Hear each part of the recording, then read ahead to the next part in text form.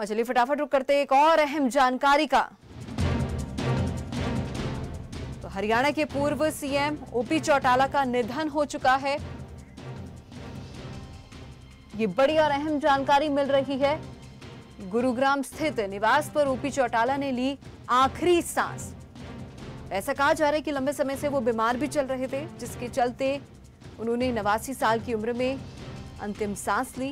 गुरुग्राम स्थित निवास पर ओपी चौटाला ने अंतिम सांस ली है।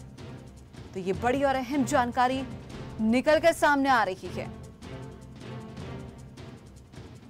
तो गुरुग्राम स्थित निवास पर ओपी चौटाला ने आखिरी सांस ली। निधन उनका हो चुका है, हरियाणा के पूर्व सीएम का।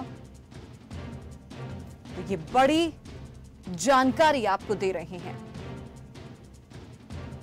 लंबा समय उन्होंने राजनीति में दिया, काफी अनुभव उन्हें राजनीति का रहा है, हर एक छोटी छोटी बारीकियों का।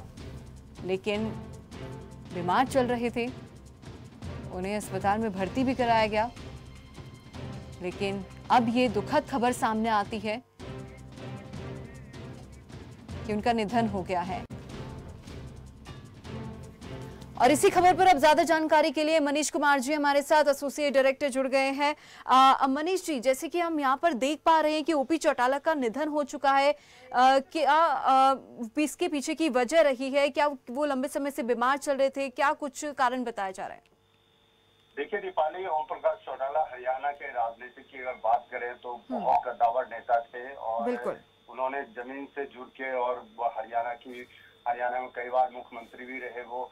और सबसे बड़ी पकड़ ये थी कि उनकी अगर बात करें तो जो उनके वर्कर थे उनको बाय नेम जानते थे, ऐसे वो नेता थे।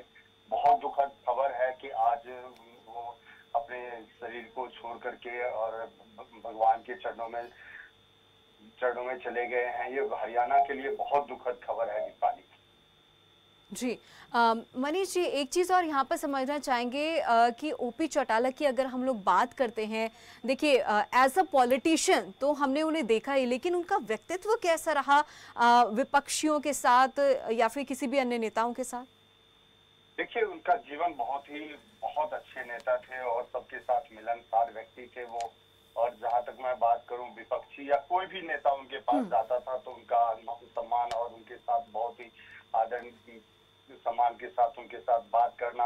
और सबसे बड़ी बात मैं आपको ये बताना चाहूंगा, वो एक ऐसे नेता थे, कुछ समय पहले भी मेरी मुलाकात उनसे चंडीगढ़ में हुई थी और फिर उस समय भी अपने एक एक वर्कर का नाम वो जानते थे कि कौन कहाँ पे है, कौन कहाँ पे पार्टी के साथ जुड़ा हुआ है। तो बहुत बारीकी से वो नजर रखते थे हरियाणा की राजनीति के ऊपर। उनकी अगर राजनीतिक करियर की बात करते हैं तो हमारे ऐसे बहुत से दर्शक हैं जो शायद नहीं जानते कि उनका राजनीतिक सफर कैसे रहा, कहां से उन्होंने शुरुआत की, तो वो भी जरा आपसे जानना चाहेंगे। देखिए, हरियाणा में अगर नाम लें तो चौधरी देवीलाल के पुत्र थे वो।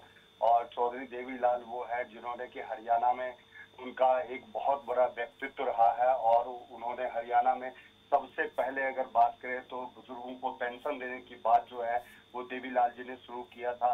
उन्हीं के पुत्र ये ओम प्रकाश चौटाला रहे और उन्हीं के पसीनों पे चलते हुए उन्होंने हरियाणा के लोगों की कई बार सेवा की मुख्यमंत्री के तौर पे। और बहुत सारी चीजें जो है गांव को, पंचायतों को आगे बढ़ाना, कहीं न कहीं बहुत सारी फैसले जो थे चौटाला साहब के द्वारा किया गया था, जो कि हरियाणा की जनता शायद कभी भूल नहीं पाएगी।